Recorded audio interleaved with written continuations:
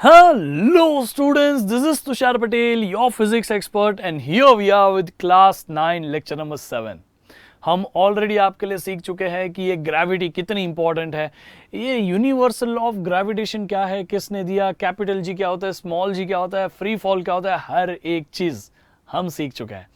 पिछली क्लास में हमने एक्सेलरेशन ड्यू टू ग्रेविटी पे काफ़ी डिस्कशन किया था, जहाँ पे हमने देखा था कि एक्सेलरेशन ड्यू टू ग्रेविटी कैसे अलग अलग प्लैनेट के लिए अलग होती है, इसीलिए वेट भी अलग अलग प्लैनेट के लिए अलग अलग होता है. तो पिछली क्लास में हमने मास और वेट का डिफरेंस देखा था और क्यों वेट अलग अलग प्लैनेट पे अलग अलग होता है इसका रीज़न भी देखा था कि acceleration due to gravity is different for different planet.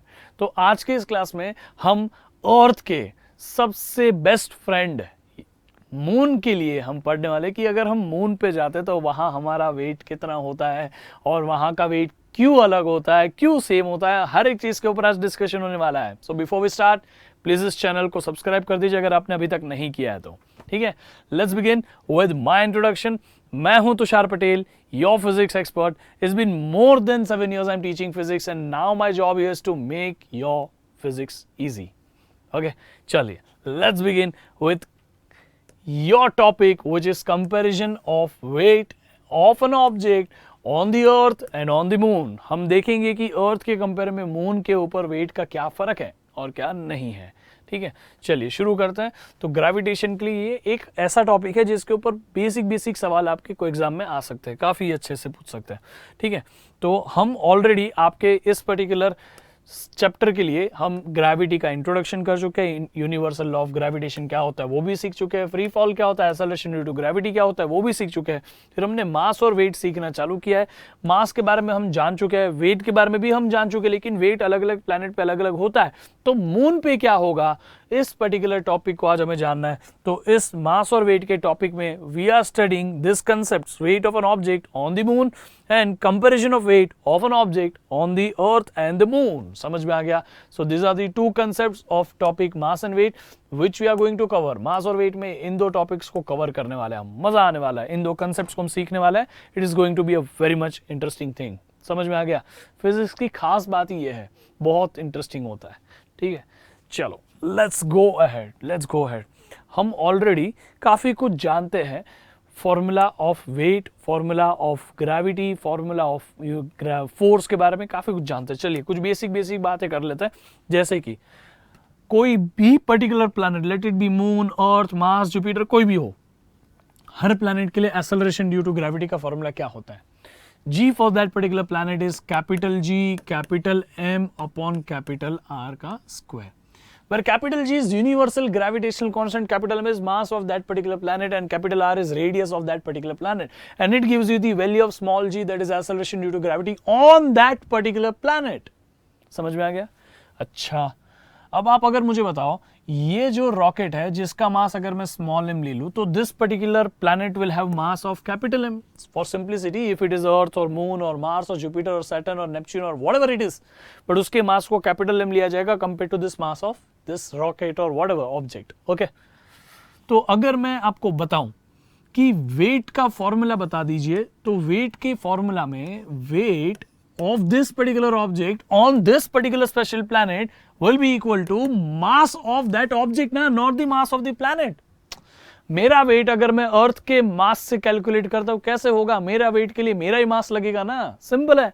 तो weight is mass times this gravity, acceleration due to gravity of that particular planet. Do you understand? Okay, तो ये चीज तो आपको समझ गई.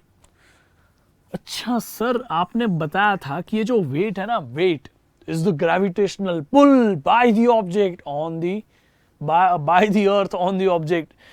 Wait is what? Weight is the gravitational pull by the earth on the object. तो ये object के ऊपर जो ग्रेविटी सेंटर की तरफ उस प्लैनेट की जो पुल कर रही है वही उसका वेट होता है.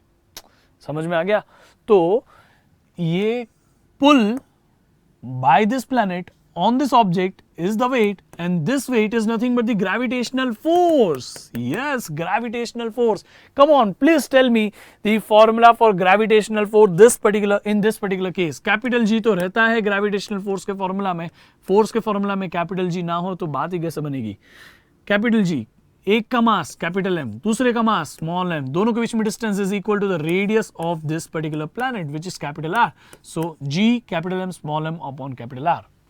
अगर हम यहां पे बोले कि भाई ये जो हमने मास लिया वो मून का लिया है, तो मास ऑफ मून और mass of object MOMM, radius of moon, यहां पे क्या हो जाएगा, weight is mass of object, यहां पे g is gravity of moon, यहां पे स्मॉल g के लिए g of moon, capital G okay कुछ नहीं है, वो किसी का नहीं है, सबके लिए सेम ही है, capital M mass of moon, radius of moon. समझ में आ गया. सो इस तरह से हर एक चीज अलग अलग हो जाएगी, क्योंकि हमने मास ऑफ मून को mm लिया है, रेडियस ऑफ मून को rm लिया है, मास ऑफ ऑब्जेक्ट को mo लिया है, मास ऑफ ऑब्जेक्ट.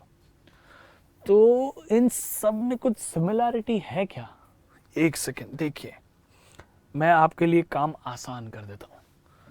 ये है आपका वेट का formula. Come on please tell me, weight of object on the moon ना, weight of object on the moon ऐसे लिखता हूं, weight of object on the moon, weight of object on the moon. Obviously weight of object on the moon निकाल रहे हैं. Moon का wait क्यों निकालना है? मून थोड़ी किसी पे वजन डाल रहा है, ठीक है, उसके ऊपर जो ऑब्जेक्ट होगा वो उस पर वजन डालेगा ना. तो मास को थोड़ा पीछे लिखो, this is mass of an object. G of M, G of moon क्या है, capital G, capital M upon capital R का square M.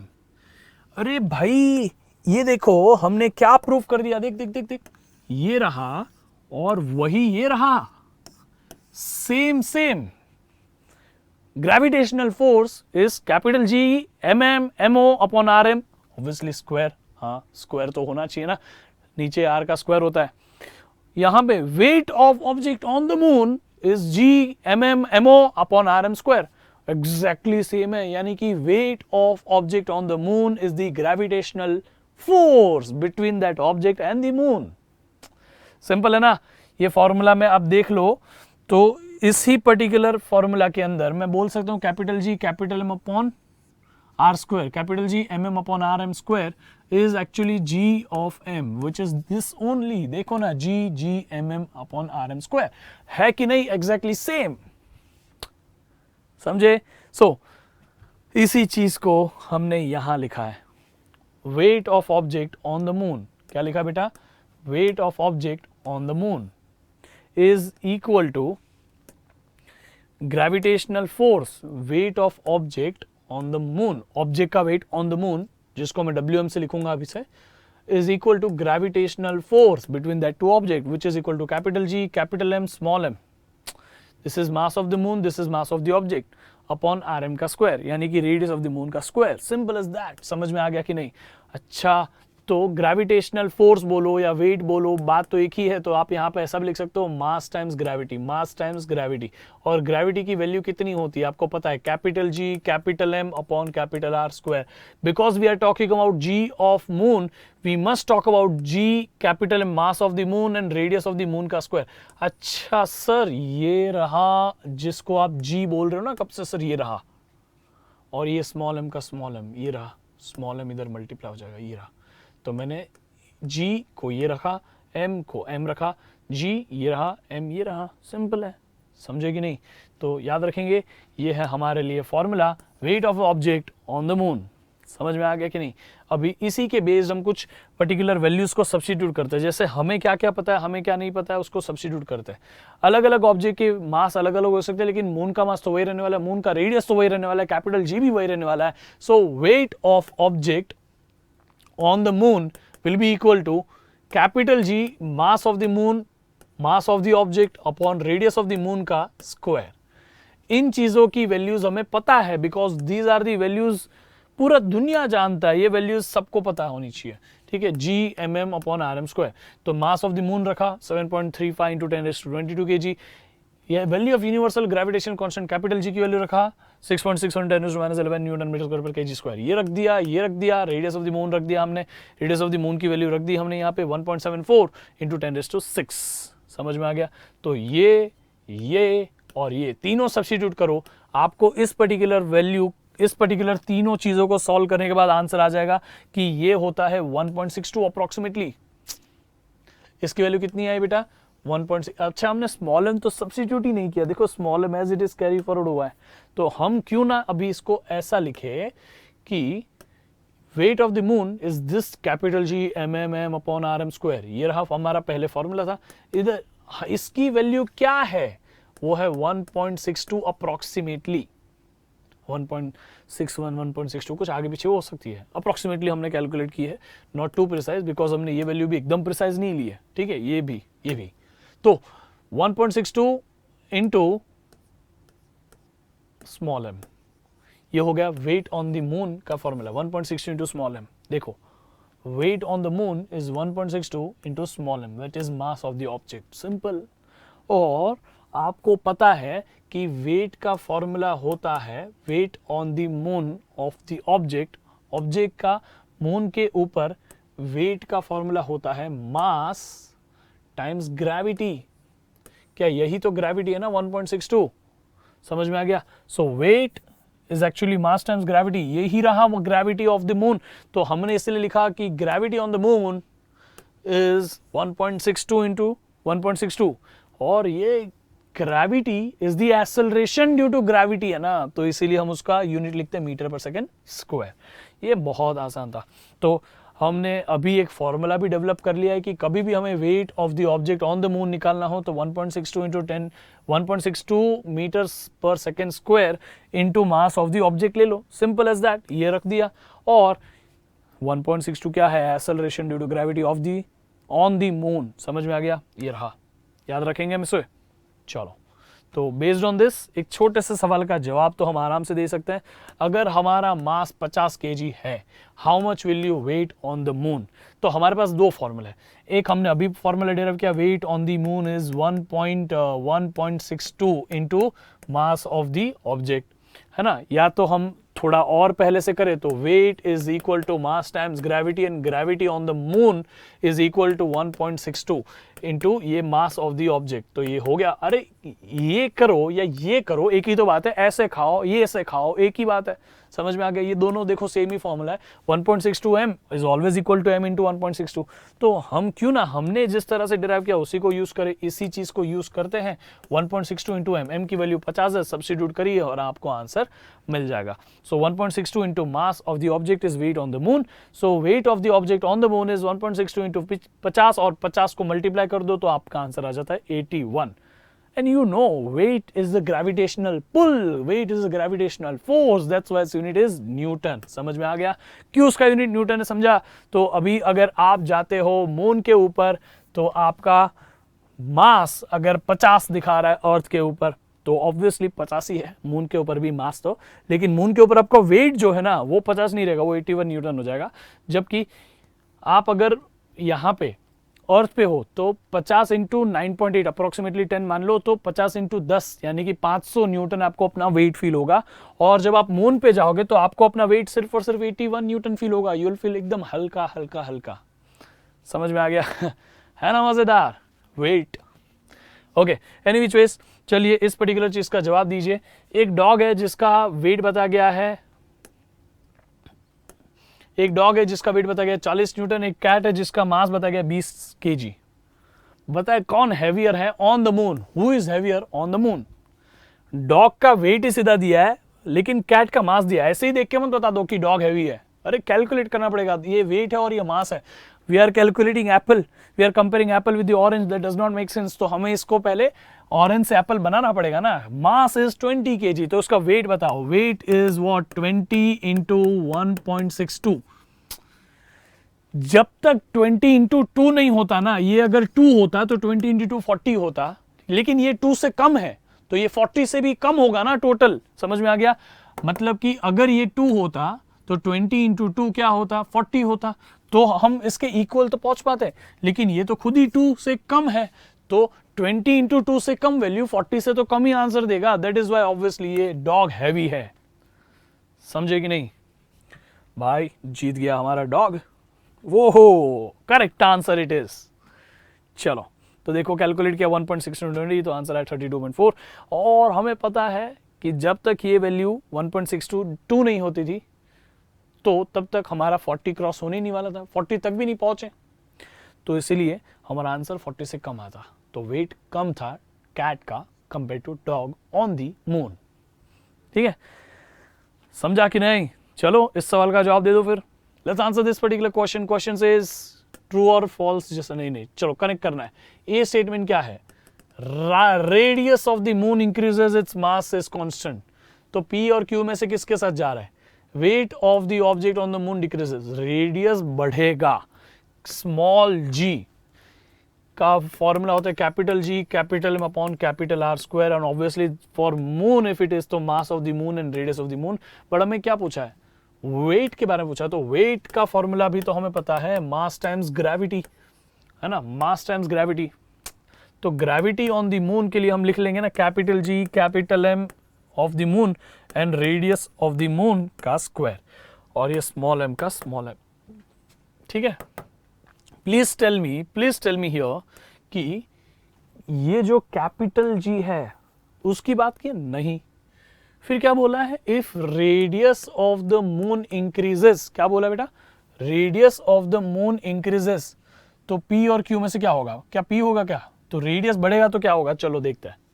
If radius increases तो वेट विल डिक्रीज, बिकॉज ये दोनों इनवर्सली प्रोपोर्शनल है। वेट के denominator में radius है, so weight will decrease. Weight of the object on the moon decreases, तो हमारे लिए ए के साथ हो गया पी, ए के साथ हो गया पी, ये रहा।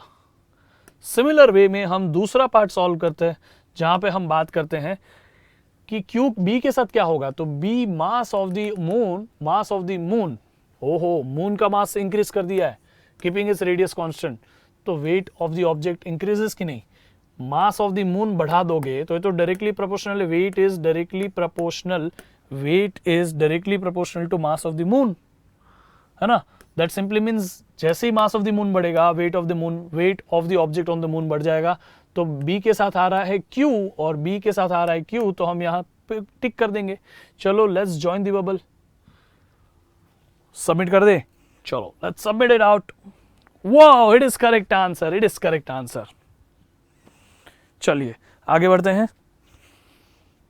हमने wait of the object on the moon के बारे में जाना कि मून के ऊपर वेट का फॉर्मूला क्या है, और सिंपल फॉर्मूला भी हमने जाना कि अगर हमें ऐसा कॉम्प्लिकेटेड फॉर्मूला यूज ना करना हो तो हम क्या करेंगे, मास इनटू ये मास का मास इनटू इस चीज की वैल्यू विच इज 1.62 ये रख देंगे। So this will become weight of the object on the moon, simple as that, है कि नहीं आसान? तो weight on the moon is different, weight of the moon is different than the earth, okay? और इस तरीके से हम उसकी weight of the object on the moon calculate कर सकते हैं। समझ में आ गया कि नहीं? तो हमने ये जाना कि weight on the earth अलग है weight on the moon से, बस सवाल ये है कि मून के ऊपर weight earth के कंपेयर में कितना अलग है ना। तो we have to compare the weights of the object, weight of an object on the earth and on the moon. तो हम कंपेयर करेंगे और बताएंगे कि how much we are lighter on the moon compare to the earth. देखो क्या ऐतिहासिक moment है, हम गए थे मून के ऊपर, मतलब हम नहीं, ऑब्वियसली ह्यूमन बीइंग, तो ह्यूमन काइंड ऑलरेडी पहुंच चुका है यहाँ पे मून के ऊपर। तब मून के ऊपर उनको अर्थ के कंपेयर में कितना हल्का फील होगा वो हमारे लिए पहले ही मून के पास जाने के पहले ही पता होना चाहिए कि नहीं। So that's why we understand and we calculate the value कि हम मून के ऊपर हमारे ओरिजिनल अर्थ के वेट की कंपेयर में कितना हल्का फील करेंगे। Okay, so let's understand the comparison between weight of an object on the earth and weight of an object on the moon. चलो let's begin. So weight of the moon का formula तो आपको पता ही है क्या है, this is the formula, अभी हमने पढ़ाई है ना। अभी हम पढ़ते हैं wait of the object on the earth का फॉर्मूला। तो ये वेट ऑफ द मून था तो ये वेट ऑफ द अर्थ हो गया। कैपिटल जी दोनों के लिए सेम है, मास ऑफ द मून था तो मास ऑफ द अर्थ हो गया। मास ऑफ द ऑब्जेक्ट हमारे दोनों जगह में सेम ही तो ऑब्जेक्ट है कि नहीं। ओके, फिर रेडियस ऑफ द मून था तो रेडियस ऑफ द अर्थ हो गया। क्या फॉर्मूला सिमिलर दिख रहा है? आपको कंपेयर करना है ना अर्थ का मून से या मून का अर्थ से, तो डिवाइड कर दो मून का weight of the moon to the weight of the earth. तो weight of the moon upon weight of the earth अगर हम करेंगे तो आप ध्यान से देखोगे on dividing this two values, capital G cancel हो जाएगा, कैपिटल स्मॉल एम कैंसिल हो जाएगा, बचेगा क्या M M upon M E, ये आर ई स्क्वायर ऊपर चला जाएगा तो R E square upon R M हो जाएगा। तो that is what we are getting here, weight of the moon, weight of the object on the moon, weight of the object on the earth is equal to mm upon me. r square ऊपर चला जाएगा because ये numerator, ये denominator का denominator goes into numerator, सो हमारे लिए are square ऊपर गया और आर एम स्क्वायर नीचे आ गया। अब हमें ये पता है कि मास of the earth is 100 times mass on the moon, तो हम क्या करेंगे इस पर्टिकुलर फॉर्मूला में wait of the object on the weight of the object on the moon upon weight of the object on the earth, इस particular formula में mm को mm ही रख दो, नीचे जो me है ना me की जगह रख देंगे 100 टाइम्स mm, है ना, देखो तो me की जगह रख दिया 100 mm, तो देखो ऊपर भी mm नीचे me का mm बना दिया by multiplying it with the 100। Okay, फिर आर स्क्वायर की जगह लिखो, आर का वैल्यू है 4 टाइम्स आर एम, तो आर का स्क्वायर 4 आर एम का स्क्वायर यानी कि 4 का स्क्वायर 16 और आर एम का स्क्वायर और नीचे क्या है आर एम का स्क्वायर ही है। अब देखो ना बहुत आसान कर दिया आपके लिए काम, देखिए M M no M R M square no R M square, बचा क्या 16 अपॉन 100, वेरी नाइस। 16 अपॉन 100 कितना होता है बेटा, तो वो हो गया ना आपके लिए 1/6, है कि नहीं, तो 16 अपॉन 100 आप अगर निकालेंगे तो आपका आंसर सिंपली आ जाएगा 1/6। And similarly wait of the moon, weight of the object on the moon, बोलो weight of the object on the moon upon weight of the object on the earth is equal to 1/16, as simple as that, 1/6 sorry, तो 1/6 आ गया। ये 1/6 जो है वो weight of the moon और weight of the object on the moon और weight of the object on the earth का रेशियो है, और अगर हम weight of the object on the earth को इधर ले ले तो weight of the object on the moon is equal to 1/6 times weight of the object on the अर्थ। समझ में आ गया कि नहीं, it is as simple as that बेटा। तो अगर हमारा वेट यहाँ कुछ हो तो उसका 1/6 हमें फील होगा ऑन द मून। अगर मेरा वेट यहाँ पे 100 है तो 100 को डिवाइड बाय 6 कर दोगे, समझ में आ गया, तो मुझे जो फील होगा वो होगा वेट ऑन द मून। इसको हम एक और तरीके से लिख सकते हैं, हमने ये तो लिखा कि wait of the object on the moon is 1/6 times weight of the object on the अर्थ। हम इसको उल्टा भी लिखे ना, 6 उधर जाने दो, तो weight of the object on the earth is 6 times weight of the object on the moon. अगर मुझे फील हो रहा है कुछ वेट मेरे मून के ऊपर, तो अर्थ पे वापस जाने पे मुझे मेरा 6 गुना फील होगा। समझ में आ गया, तो ये दोनों की दोनों रिलेशंस आपके लिए बहुत इंपॉर्टेंट है। समझ में आ गया, weight of the moon is 1/6 times weight on the moon is 1/6 times weight on the earth, weight on the earth is 6 times weight on the moon. समझ में आ गया कि नहीं, तो ये है फर्क कि हम जब कहाँ जाएंगे तो क्या फील होगा, कितने टाइम्स फील होगा, लेकिन ये रिलेशन बहुत जरूरी है। हम इसी के based acceleration due to gravity का भी रिलेशन निकालेंगे। चलिए, तो हम थोड़ा सा इसमें आगे बढ़ जाते हैं और हम यहाँ पे देखते हैं कि वेट का एक्चुअल फॉर्मूला क्या है। वेट का formula is mass times gravity, weight का formula is mass times gravity. If it is weight of the object on the moon तो gravity of the moon, weight of the object on the earth तो gravity of the earth. If we divide both of them तो हमें क्या मिलेगा बेटा, अगर इन दोनों को डिवाइड कर दो तो एम नो एम बचेगा क्या, जी एम अपॉन जी ई। तो weight of the object on the moon upon weight of the object on the earth is G M upon G E. समझ में आ गया।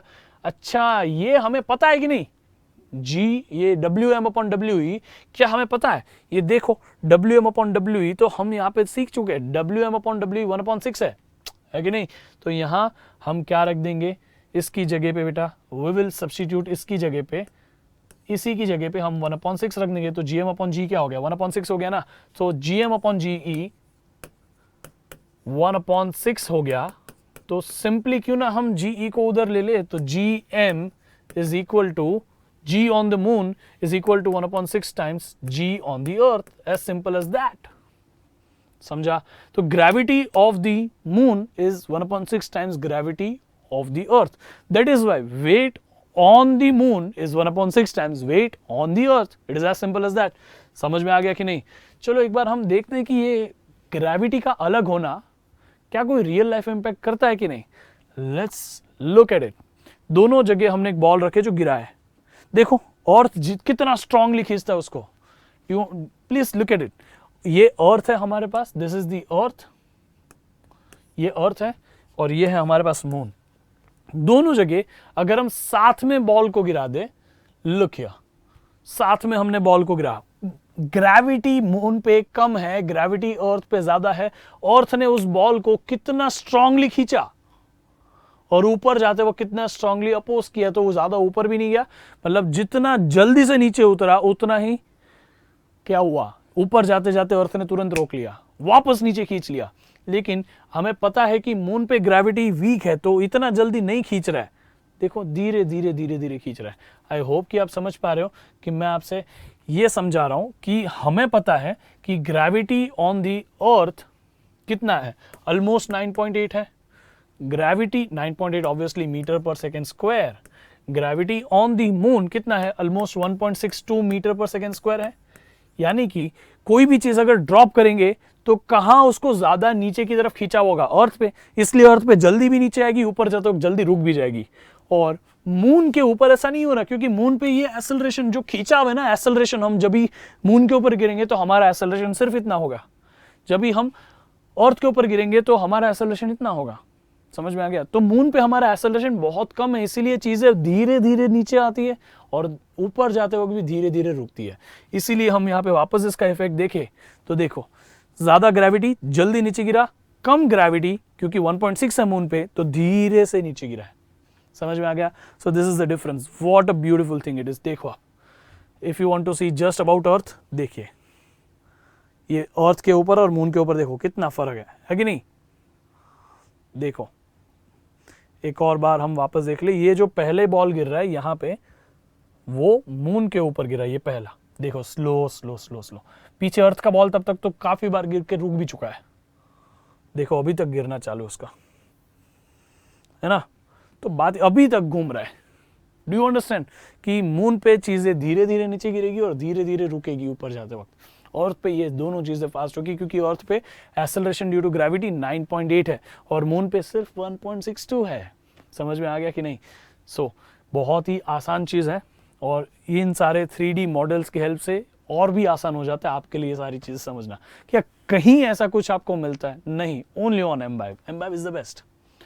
बताइए इनमें से कौन करेक्ट है, कौन इनकरेक्ट है? P होगा तो P करेक्ट के लिए है, Q इनकरेक्ट के लिए। तो पहले A के लिए देखे, wait of the object on the moon is weight of the object on the earth upon 6। ये सही है, ट्रू है। तो A के लिए हो जाएगा P, यानी कि A के लिए हो गया P।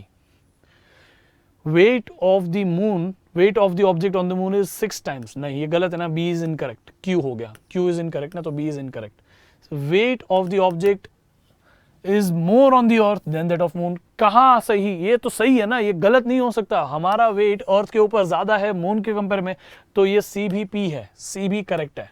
ऐसे कुछ होगा, लेट्स जॉइन दिस बबल्स, मतलब जॉइन क्या, फिलअप कर देते बॉक्सेस को and let's submit this. Wow, it is correct answer. बहुत आसान सा सवाल था।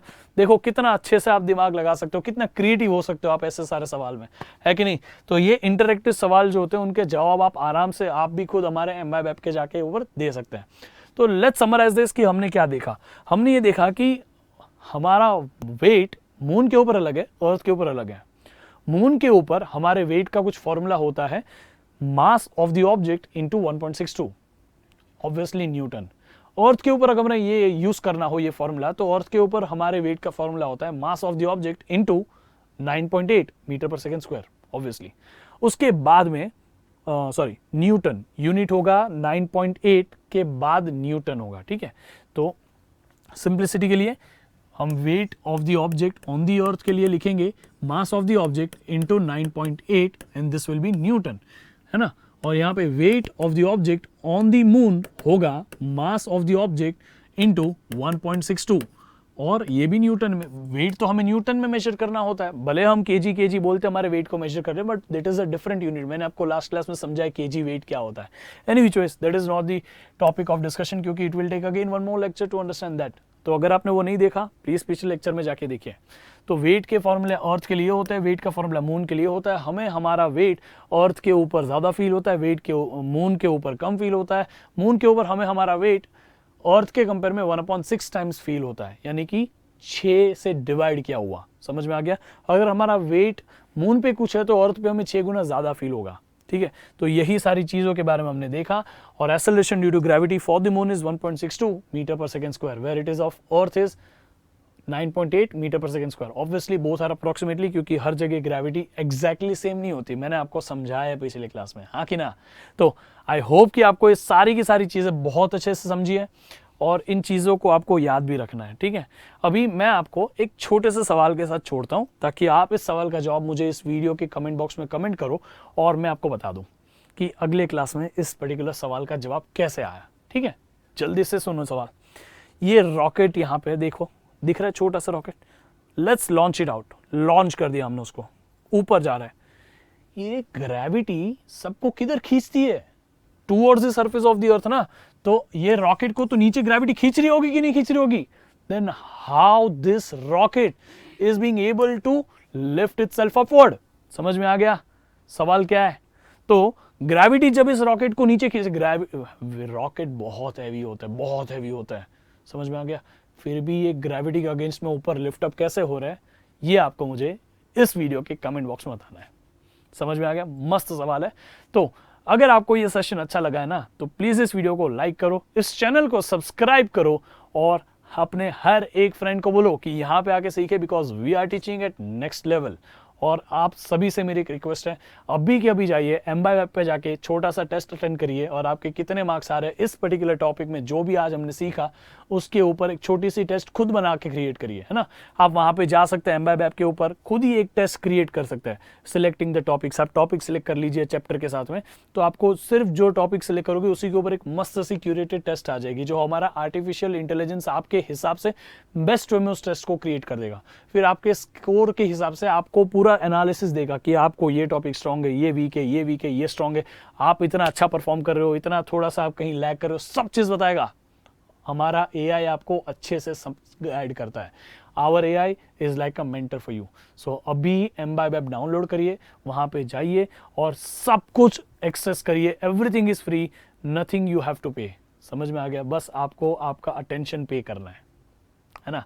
तो टिल देन कीप इम्बाइबिंग।